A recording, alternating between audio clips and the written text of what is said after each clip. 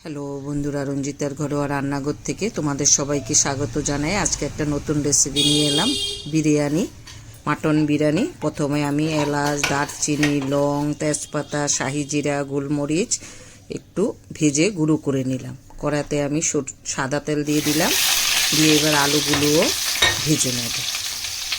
একটু নুন আর একটু লঙ্কার গুঁড়ো দিয়ে ভেজে নিচ্ছি। তোমাদের কাছে ছোট্ট অনুরোধ থাকলো, শুরু থেকে শেষ অবধি দেখো, আশা করি ভালো লাগবে। আবার একটু সাদা তেল দিয়ে দিলাম, দিয়ে এবার পেঁয়াজগুলো বেরেস্তা করে নেব। আমি যেভাবে বিরিয়ানি রান্না করি সেটাই তোমাদের সঙ্গে দেখাচ্ছি।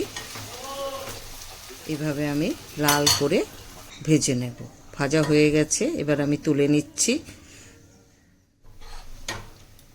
আমার বাড়ির সবার খুব পছন্দের মাটন বিরিয়ানি। আগেও আমি তোমাদেরকে মাটন বিরিয়ানি করে দেখিয়েছি, এবার নতুন বন্ধুদের জন্য আবারও রান্না করে দেখাচ্ছি। এবার একটা হাঁড়িতে জল বসিয়ে দিলাম, জলটা ফুটে উঠেছে। এবার তেজপাতা, এলাচ, দারচিনি, একটু লং, শাহি জিরে আর নুন দিয়ে দিলাম পরিমাণ মতো, দিয়ে কিছুক্ষণ ফুটিয়ে এবার সব মশলাগুলো তুলে নিচ্ছি। এইভাবে বিরিয়ানি রান্না করলে খেতে খুব সুস্বাদু হয়। এই দেখো মশলাগুলো তুলে এবার চালটা আমি দিয়ে দিচ্ছি। বিরিয়ানির চাল আমি আধা ঘন্টার মতো ভিজিয়ে রেখেছিলাম। এবার আমি ভাতটা করে নেব। বাসমতি চাল, ভাতটা করে আমি সাইডে রেখে দিলাম। এবার কড়াইতে আমি পেঁয়াজ, আদা বাটা, রসুন বাটা 2 চামচ, আদা বাটা 2 চামচ, রসুন বাটা দিয়ে দিলাম।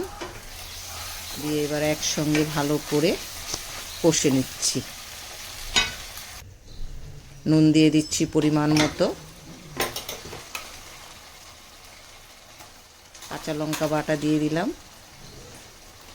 2 চামচের মতো, খুব ঝাল লঙ্কাগুলো।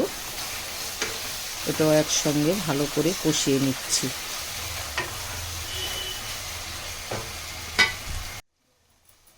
জিরের গুঁড়ো দিয়ে দিলাম 2 চামচ, আর ধনের গুঁড়ো 1 চামচ দিয়েছি। ওটা একসঙ্গে ভালো করে কষে নিচ্ছি। কষানো আমার হয়ে এসছে, এবার আমি মাটনগুলো দিয়ে দিচ্ছি। এখানে 1 কিলো মাটন। ওটা ভালো করে কষে নেব সময় ধরে, যতক্ষণ অবধি সিদ্ধ না হয়।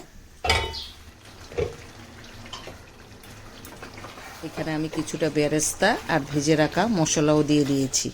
ওটাও একসঙ্গে ভালো করে কষে নেব, ওটা দেখাতে ভুলে গেছি। তোমরা চাইলে মাটনটা প্রেসার কুকারও সিটি দিয়ে নিতে পারো।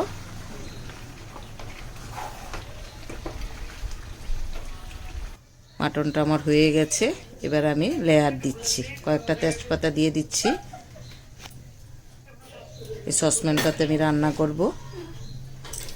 এবার প্রথম চালগুলো দিয়ে দিচ্ছি, মানে ভাতটা যে করেছি ওই ভাতটা দিয়ে দিলাম। এইভাবে আমি সব কিছু দিয়ে লেয়ার দেব। এবার আলুগুলো যে ভেজে রেখেছি ওই আলুগুলোও দিয়ে দিলাম। সত্যি খুব ভালো হয়েছিল বিরিয়ানিটা, একদম দোকানের মতো। এবার কিছুটা বেরেস্তা, ভেজে রাখা মশলা উপর দিয়ে দিলাম। দিয়ে আবারও যে ভাতটা করেছি ওটা আবার দিয়ে দিচ্ছি। এইভাবে আমি কয়েকটা লেয়ার দেব। একটু ঘি দিয়ে দিলাম। এবার আমি মাটনটা যে রান্না করে রেখেছি ওটা দিয়ে দিচ্ছি।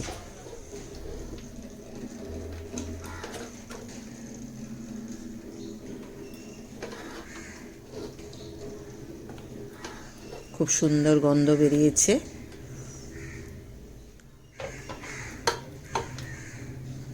এবার উপর দিয়ে আবারও কিছুটা ভাত দিয়ে দেব।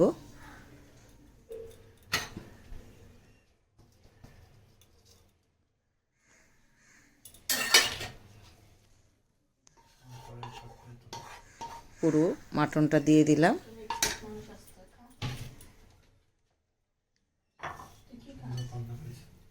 বেরেস্তা দিয়ে দিচ্ছি কিছুটা, আবার একটু রাইস দিয়ে দিচ্ছি। এই দেখো,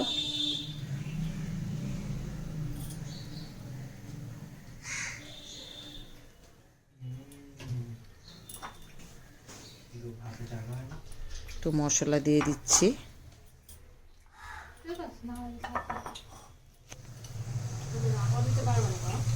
কিছুটা বেরেস্তা রয়েছে, সেটাও আবার দিয়ে দিচ্ছি। এবার দুধের সঙ্গে আমি জাফরান মিশিয়ে রেখেছি, সেটা দিয়ে দিচ্ছি।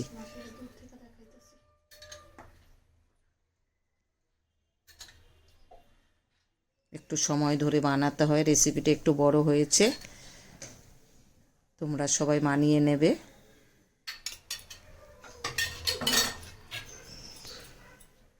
এবার আটাটা মেখে রেখেছি, চারদিকে দিয়ে দিচ্ছি।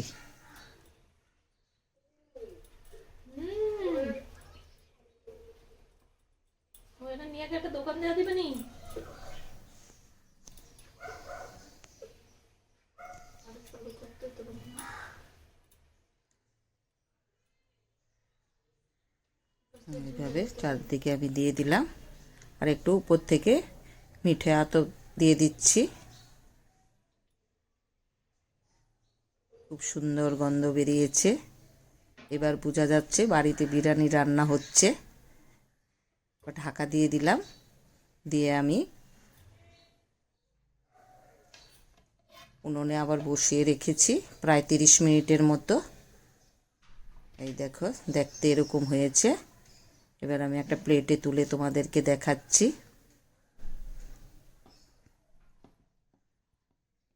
দেখো, দেখতে একদম দোকানের মতো হয়েছে, খেতেও খুব সুস্বাদু হয়েছিল।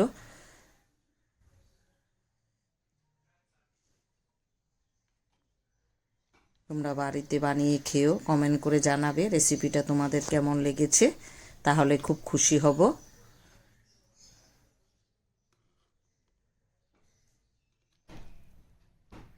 এইভাবে আমি প্লেটটা সাজিয়ে নেব।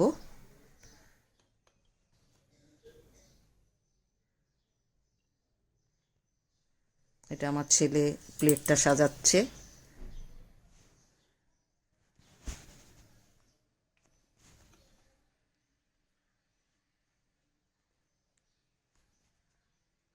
একদম দোকানের মতো কালারটা হয়েছে। এই দেখো, সবাই ভালো থেকো, সুস্থ থেকো, পাশে থেকো। আর যদি রেসিপিটা ভালো লাগে একটু লাইক শেয়ার করে দিও। এভাবে আমি নতুন নতুন রেসিপি নিয়ে আসবো। সবাই ভালো থেকো, সুস্থ থেকো।